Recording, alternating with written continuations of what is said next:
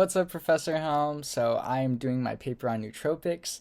Now, before I get into my essay, I'm going to talk a little bit why I was interested in this topic in the first place, then what is current about my topic, then my main body paragraphs, which contain a lot of the new information that I didn't know about, and then finally I'm going to present which research references I found most useful.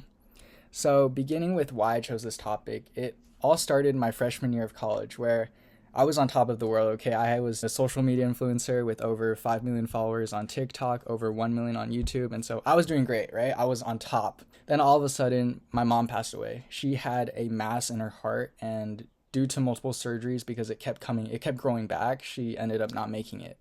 And so I went from the highest point in my life to probably the lowest. And, I was depressed. I didn't want to make content. I lacked motivation and happiness, and I was also struggling to focus in class. And so I ended up looking up supplements to improve focus and depression, and it somehow led to me finding about Qualia Mind. Now, being the only supplement that I found that had positive reviews on both Google and YouTube, I decided to give it a shot, and it actually worked for me. I no longer lacked motivation. I definitely studied much more efficiently, and I would say overall I was happier. Obviously, with my mom passing, it was difficult, but I'd say overall I was doing better.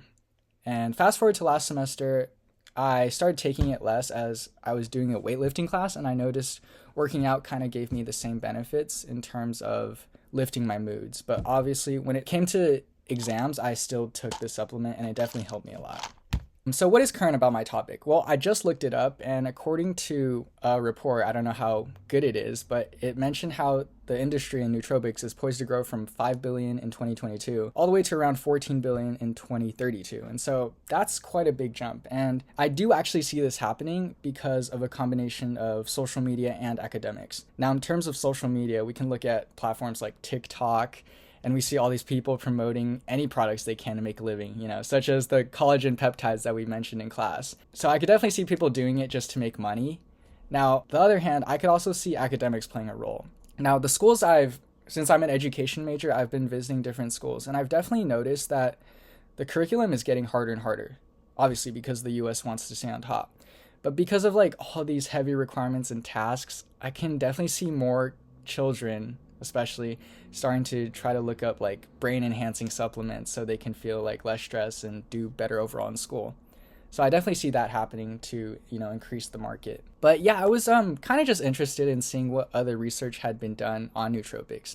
And I wanted to see if anyone else did a study on my supplement, which they didn't, unfortunately, but I still found many great sources. And after reading my sources, it led to me crafting my thesis, which is, although nootropics do indeed offer promising benefits for improving cognitive abilities, their efficacy and safety across different substances and contexts vary drastically. Now, my first body paragraph started with a supplement blend that I was also considering at the time named Alpha Brain, and similarly to Qualia Mind, it used multiple nootropics, but the reviews I read mentioned how it gave headaches, and I think that has to do with how you mentioned the quality of ingredients matter a lot. So I feel like Alpha Brain may not have as good quality. Now, in terms of the study, they tested it on US soldiers and measured their focus, mood, and marksmanship. And there wasn't that big of a difference. And so I think definitely more research needs to be done on high stress situations and trauma to really figure out why it may not have worked on these soldiers.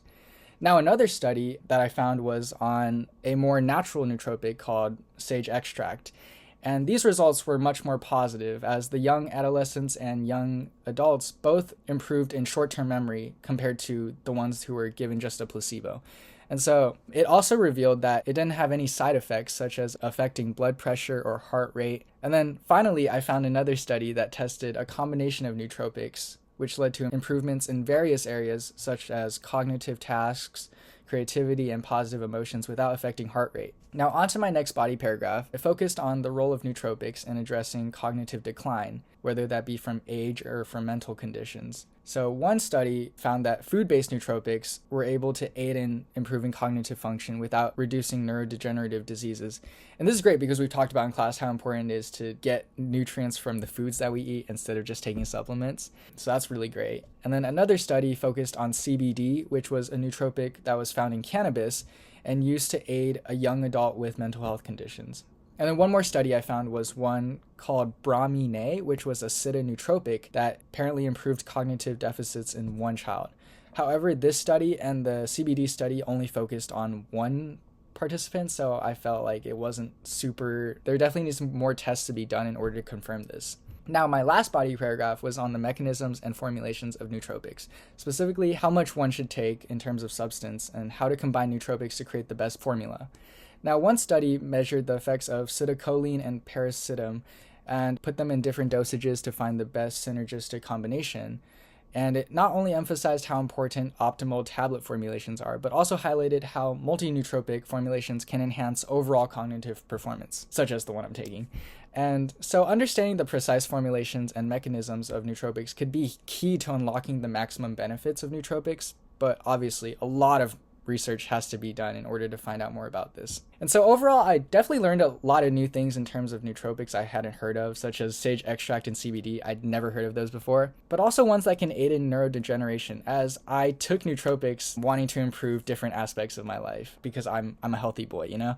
And so I think the research I found most helpful was the sources that mention multiple nootropic combinations, as the nootropic that I take contains 30-ish different nootropics. And it definitely taught me that the dosage I'm currently taking may not even be the best one, as more research needs to be done.